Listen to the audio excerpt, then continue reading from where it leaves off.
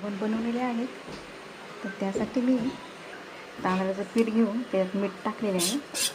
पाणी जास्त टाकायचं आहे. त्याला नीर डोसा पण म्हणतात. हे अशा प्रकारे याची करायची आणि मीठ टाकायचं. तव्याला तेल लावून असं साईडनं व्यवस्थित असं टाकायचं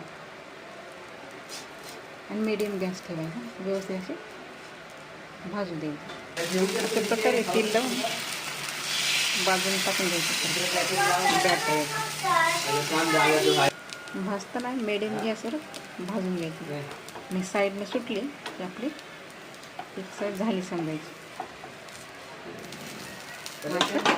परतून घ्यायचं. अशा प्रकारे घावण झालेली आहे.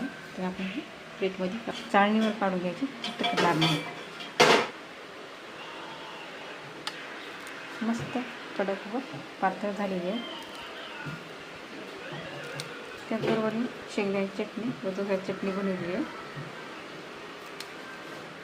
झटपट आणि लवकर पण तयार होते. हे तांदळाचं पीठ भिजू घालायचं करायचं. ही शेंगदाण्याची चटणी केली आहे. शेंगदाणे भाजून त्यात अद्रक, थोडी लसूण, पुदिना, कोथिंबीर, मीठ आणि थोडा लिंबाचा रस टाकून चटणी केलेली आहे. कच्चीच आहे चटणी. अशा प्रकारे घावण बनवा. आवडल्यास लाईक करा, शेअर करा, सबस्क्राईब करा.